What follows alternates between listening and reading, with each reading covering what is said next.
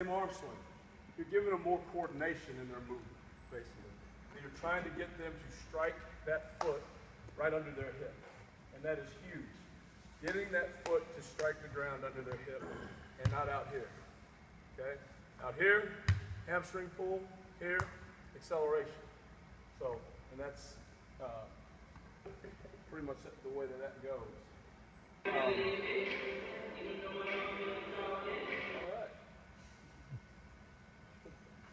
What the hell's going on? I'm sorry. B-skip. Now we're working on getting up, getting that knee up, lengthening that stride, but still striking the ground with that foot under your hip.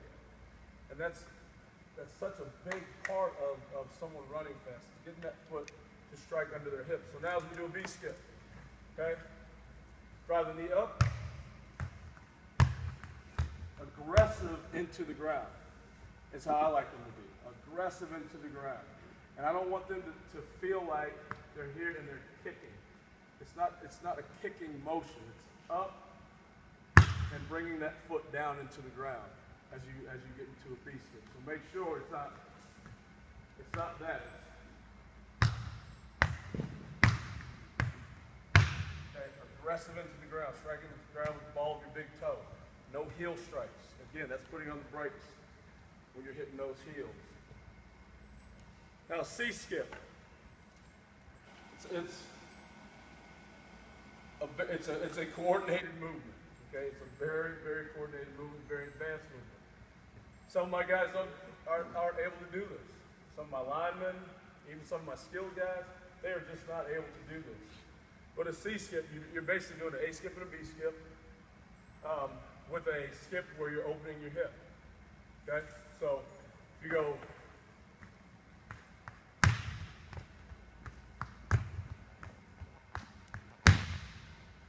You're putting all those different elements in there where now we're really working on that pelvic girdle and getting them to open those hips up. Okay? It takes some time to get it, but they can get it. If you continually do it, they'll get it. Okay, leg cycles. There's a couple different ways to do this. I do them both ways because you need it both ways. I was demonstrating here how to do these with my feet. I wanted to make sure you saw where my feet were on the line in relationship to one another, in relationship to my hips. My assistant here, he's working that leg cycle with his leg up. Okay, I'm working from the leg down. So if we're working leg up, leg cycle, I'm going to be here, okay? And I'm working on just getting in here, striking that heel right, or that toe right under my hip. Okay, working that arm swing, drive the knee up, and getting them to feel like they're stepping that foot around the ankle. Okay, each and every time, coming back to the same starting position. Sometimes I'll do that on occasion, so I'll blow a whistle. I may blow a whistle.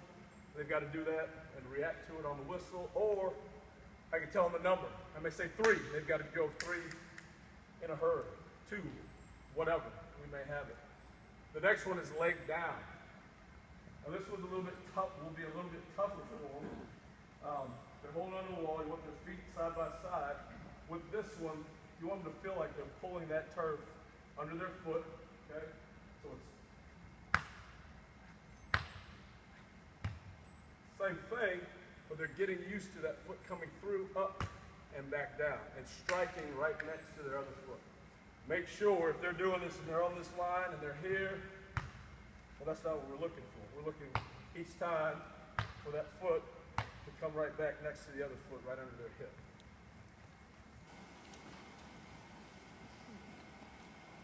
Okay, wall drive. Coach had this in his presentation also. But the biggest thing with this is looking at his angles. I'm talking constantly to my athletes about their body angle, body angle, body angle, body angle, spine angle, those types of things. But knee is high, he's got great dorsiflexion there in his foot, and all he's doing is working that wall drive, not very stable, but all he's doing is working on driving that foot into the ground as hard as he can. Driving the other knee up, driving the foot into the ground. As hard as they possibly can. Just getting used to that movement. Now, some of our acceleration drills. The main thing, the strength world is we're trying to, as strength coaches, go away from running our guys 40s all the time. Because usually what ends up happening is someone will pull a hamstring. Because as strength coaches, you're really not training your guys to run 40s because they just don't do it that all out that often on the field. So one thing I have our guys focus on is their first 3 steps. I don't care what athletic sport that you have. If your first 3 steps are incredible, you're going to be pretty damn good. You're going to be pretty damn good. So that is our main focus, and everything that we do is to get out on those first 3 steps. So with some of those different things, we'll go through some of the different acceleration drills to help make those first 3 steps better. We do a drill called 1,000 steps. Okay, so in our 1,000-step drill, thank you. In our 1,000-step drill, I'm up here working up more of a sweat than I thought I was going to be. Technical difficulties, that's right. That's right. So, 1,000 steps. With this, again, we're working on them not beating the drum. Not beating the drum, not beating the drum. So what we're going to do is we'll have our guys, we do it over a 5-yard space. And so we're here, we're going to have good forward lean, and now we're just working our feet as hard as they can go. So their focus is on getting 1,000 steps in that 5 yards. So we're driving those arms. You don't want to see them doing this, they'll do this. Okay, with their hands. I want to see elbows going back, coordinated with their foot movement. Okay. What I'll also have them do then is out of the 1,000 steps, we'll do it, we'll get to 5 yards, and I'll blow the whistle, and they've got to explode out after that 1,000 steps. Okay, ankle bounce. Teaching them, people call it ankling, I just like to call it ankle bounce so they can remember. What this does, it helps teach them to stay on their toes, to stay on the ball of their big toe forward, and to run that way, not let their heel strike.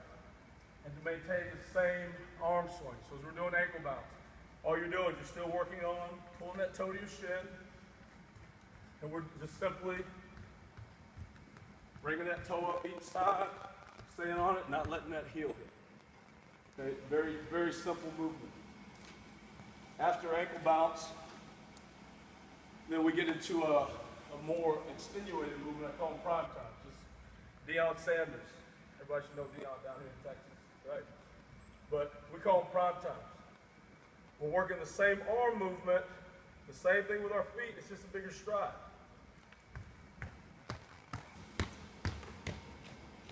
Okay? Just a little bit bigger stride. Get them used to getting that foot out there, bringing it down under their hip, and pulling them so they can go forward. Fast leg. I like to do this on reaction. It's pretty easy to do this exercise and kind of take the mind out of it. I want them to think and accelerate and move that as fast as they can. So we're going to get more of a neuromuscular response out of it than just aimlessly doing the drill. So as they're doing faster, it's going to combine a few of the different exercises. So it's going to be more of kind of with an ankle bounce, and then rotating that leg around as quick as you can. So we're going here. Okay? Cycling around as fast as we possibly can. Here's what will happen. All right, you're a young guy. Hop up here. He's also overweight. Okay. So I want you to do that same drill I did, just on your right leg. Are you right hand or left hand? Right hand. Okay. So do that same drill. We're just going to be here. Right around. Okay. You going? You go. Without me, you go. Okay. All right. Here we go. Come back on your left leg now.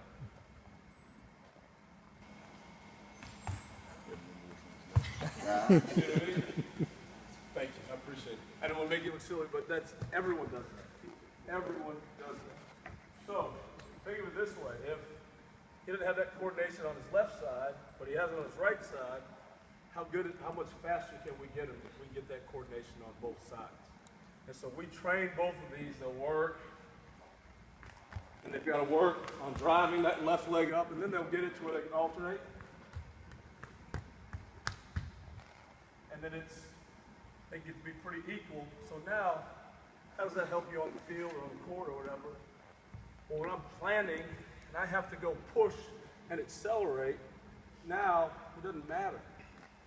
Your athletes, they will be better one way than the other. Right now, I promise you, if you tested them launching one way versus the other, they are going to be better one way. With basketball, I used to make the defensive slide. They were always great one way and terrible the other way. So you had to get that better, and you had to get those coordinated movements on both sides. So something like fast leg, that will really help with the coordination. It's a pretty tough movement. So now you can start making it a little bit harder. As they get better at it, you can make it harder, where now they're actually doing an ankle bounce with a fast leg and different things like that. It's progressive. Make it more challenging for your athletes. As they get this, they get more coordinated, they get better, they get faster. Push-up starts. Something again, Coach and I we were talking about this earlier, okay? Working on push-up starts. What Coach likes to do, he likes to see how these guys are going to get up and how they are going to react to having to get up off the ground and go. I like to use it for that as well. I also like to use it to see how they're going to get up and drive that knee under their chest to go. Are they going to get up? Are they going to get up? And that leg goes out like this. So now we're already at a disadvantage in running. If I'm getting up off the ground and my hip has to go out here, you can't run fast with your leg out there. It's got to be, your foot has got to be under your hip. So what I want to see them do is get here, push, and drive, okay? So as they push themselves up, I want to see that knee drive up to their chest and drive and accelerate out of it. What I also use this to do is we race with this. I mean, that is a great, we're talking about competition, racing for 5s and 10s. That's all the further we do this with, but 5s and 10s, that will get your athletes competing with that drill right there. Falling start. What I do is I'll have them, how many of you guys know the old trick of how you figure out what leg is dominant for your athlete? Get over here, come on. So what I'll do is I'll turn them around, have them put both feet next to each other, feet straight ahead. Okay, relax. I give them a push. And so whatever foot falls forward, that should be the foot that you have forward. Whether you're doing your 40 start, whether you're doing any of this, that's basically what foot wants to push off.